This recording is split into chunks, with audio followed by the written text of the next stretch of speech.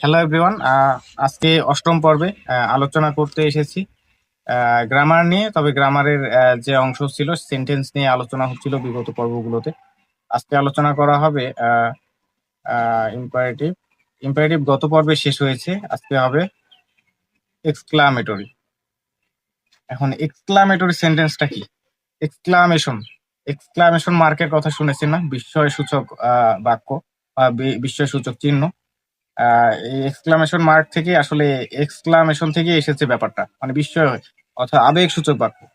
এখন exclamatory sentence হচ্ছে আপনার যে বাক্য, যে সেন্টেন্স দ্বারা কোনো বিস্ময় প্রকাশ করা হয়, আবেগ সূচক বাক্য প্রকাশ করা হয়, তাকেই এক্সক্লামেটরি সেন্টেন্স বলে। মানে এক্সক্লামেটরি সেন্টেন্স সম্পর্কে জানতে গেলে তেমন কোনো দরকার নেই। এটা বিভিন্ন ভাবে হতে পারে, হোয়াট দিয়েও করা যেতে পারে, হাউ দিয়েও করা যেতে পারে, মানে ডাব্লিউএস কোশ্চেন দিয়েও কিন্তু এক্সক্লামেটরি সেন্টেন্স করা যায়। আরেকটা বিষয় হচ্ছে এলাস দিয়ে শুরু করা যায়। তো এক্সাম্পল দেই, যেমন হাউ দিয়ে বলেছি, how fine the students are, মানে এই ছাত্রটা কি ভালো, চমৎকার। তারপরে হাউ ওয়ান্ডারফুল দি ম্যাচ ওয়াস, ওই খেলাটা কি চমৎকার ছিল। তারপরে হাউ দিয়ে বলেছি, হোয়াট দিয়ে, হোয়াট নেচার, কি একটা প্রকৃতি।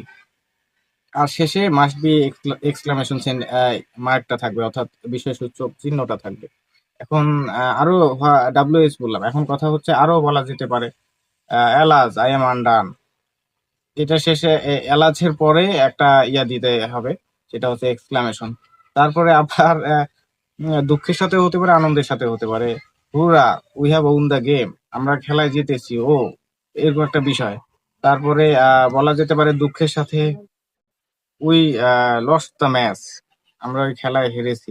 তো এই বাক্যগুলোতে আসলে ওহ এর পরেই একটা, মানে আবেগের সাথে যে শব্দটা আসবে ডিপলি, তো সেই জায়গাতে এক্সক্লামেশন মার্ক বসিয়ে এটা এক্সক্লামেটরি সেন্টেন্স তৈরি করা যাবে। গঠন বলার প্রয়োজন নাই, তবে বেশি প্রয়োজন যেটা, সেটা হচ্ছে অর্থটা বোঝা। এর পরবর্তী পর্বে আলোচনা করা হবে অপটেটিভ সেন্টেন্স নিয়ে।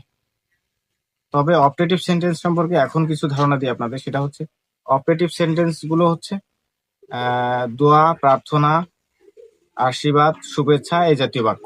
যে সমস্ত সেন্টেন্স দ্বারা দোয়া, প্রার্থনা, আশীর্বাদ, শুভেচ্ছা ইত্যাদি প্রকাশ করা হয় তাকে অপটেটিভ সেন্টেন্স বলে।